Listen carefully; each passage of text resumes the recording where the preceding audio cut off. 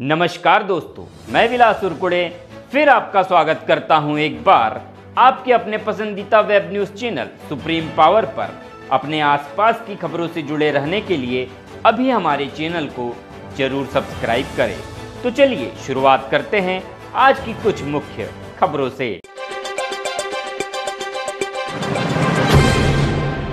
खबर महाराष्ट्र के यवतमाल जिले के पुसद तहसील विधानसभा क्षेत्र से।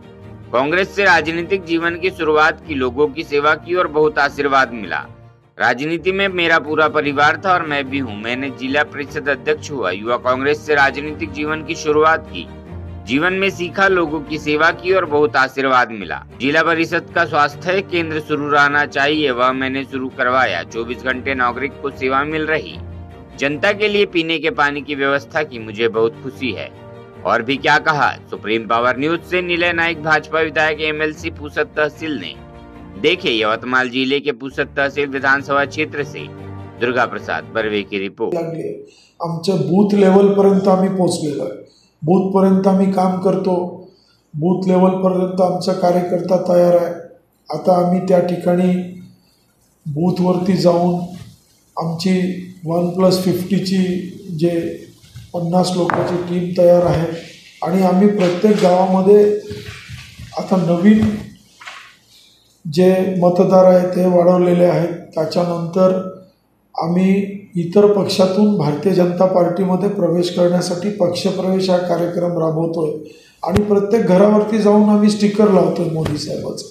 आणि निश्चितपणे मोदी साहेब पुन्हा देशाचे पंतप्रधान होतील आणि त्याच्यासाठी आम्ही सर्वजण जीवाचं रान करू आणि ह्या ठिकाणी भारतीय जनता पार्टी आणि शिवसेना जो उमेदवार देईल त्याला निवडून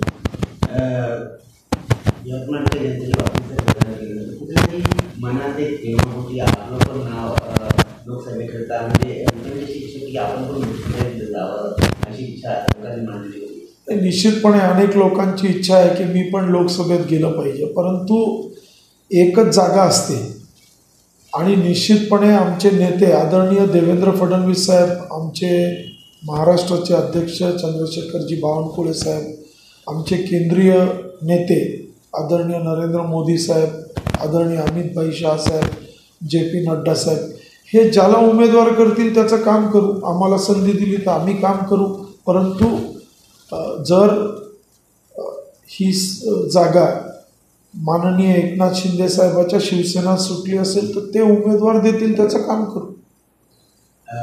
आपल्याला जी जनता प्रत्येक वेळी प्रेम देत असते त्या जनतेला काय एक प्रेमाचा संदेश आपण विचारांना देऊ? आपल्या चॅनलचं खरं मनापासून धन्यवाद मानतो। आपण आलात, आमचे विचार आपण घेऊन आज सगळीकडे प्रसारण कराल।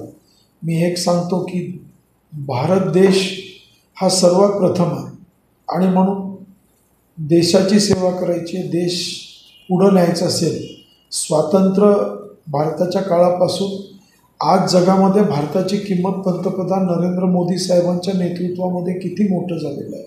आपण आज संबंध जगामध्ये पहिल्या 3 मध्ये भारताचं नाव समोर आलेलं आहे आणि म्हणून मला असं प्रामाणिकपणाने वाटतं की सर्व जनतेला मी निश्चित विनंती करेल की आपण पंतप्रधान नरेंद्र मोदी साहेबांच्या नेतृत्वावरती विश्वास ठेवून पुन्हा त्यांना एकदा आपण पंतप्रधान पदाचे संदेश हे दिलं पाहिजे की त्यांना पुन्हा पंतप्रधान भारताचं केलं पाहिजे आणि भारत स्वतःच्या ताकदीवरती जगाची प्रमुख शक्ती व्हायला पाहिजे अशी अपेक्षा आणि अशी इच्छा पण मी व्यक्त करतो। निश्चितपणे जिल्हा परिषद अध्यक्ष असताना काही निर्णय मी घेतले, जसं उपकेंद्र आमचे कायम बंद राहायचे 5 वाजता, 5 वाजले संध्याकाळचे की बंद होऊन जायचे, परंतु मी माझं CO आणि यवतमाळ जिल्हा परिषदचे कर्मचारी आम्ही मिळून तो निर्णय घेतला की जिल्हा परिषदचं उपकेंद्र हे 24 तास उघडे असले पाहिजे। त्याच्यानंतर क्रीडा स्पर्धेमध्ये आंतरजिल्हा क्रीडा स्पर्धा मी सुरुवात केली जिल्हा परिषदमध्ये। जिल्हा परिषदमध्ये तालुक्यामध्ये स्पर्धा व्हायची नाही, ती जिल्हा परिषदला स्पर्धा सुरू केली आणि पिण्याच्या पाण्याच्या अनेक योजना मी केल्या ज्याच्यामध्ये मला खूप समाधान मिळालं। कारण एखाद्या गावामध्ये, एखाद्या वाड्यावरती, एखाद्या तांड्यामध्ये जर आपण नळ योजना त्या ठिकाणी पोहोचू शकलो तर अत्याधुनिक म्हणजे अत्याधिक आनंद आम्हाला व्हायचा आहे. आणि मला वाटतं की शेतकऱ्याचा प्रश्न सोडवण्यासाठी वारंवार झगडत राहणं सामान्य माणसाला त्याची जी मूलभूत गरज आहे, एखादी निवारा त्याला मिळाला पाहिजे, 2 वेळचं अन्न मिळालं पाहिजे आणि सामान्य माणसाला आपण चांगलं आरोग्य देऊ शकू आणि हाताला काम मिळालं तर तो व्यक्ती काम करून आपलं उदरनिर्वाह करतो, ह्याची काळजी आम्ही संबंध नाईक परिवार. माझे आजोबाई महाराष्ट्राचे मुख्यमंत्री होते कैलासवासी वसंतराव नाईक साहेब, त्यांनाही आम्ही लहानपणी काम करताना बघितलं. माझे काका सुधाकर नाईक साहेबांना काम करताना बघितलं. माझे दुसरे काका मंत्री होते मनोहर नाईक साहेब, त्यांना काम करताना बघितलं.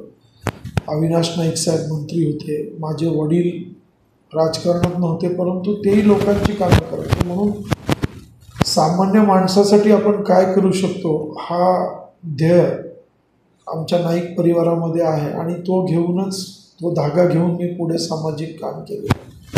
कोणतेही काम करण्याकरिता प्रेरणेची खूप गरज असते. आपल्याला ही प्रेरणा कुठून मिळते? निश्चितपणे माझे आजोबा कैलासवासी वसंतराव नाईक, माझे काका सुधाकरराव नाईक साहेब यांना बघितलं आणि एकेकाळी महाराष्ट्राच्या अनेक नेत्यांच्या सान्निध्यात काम करण्याची संधी आली. त्यांना पाहून अतिशय आनंद व्हायचा की एवढी मोठी लोक आहेत पण एवढं छान बोलतात लोकांशी. आणि आता तर मी भारतीय जनता पार्टीमध्ये पंतप्रधान नरेंद्र मोदी साहेबांना बघतो की ते किती काम करतात आणि महाराष्ट्रामध्ये तर नितीन गडकरी साहेब असतील, त्यांचं काम उत्कृष्ट आहे.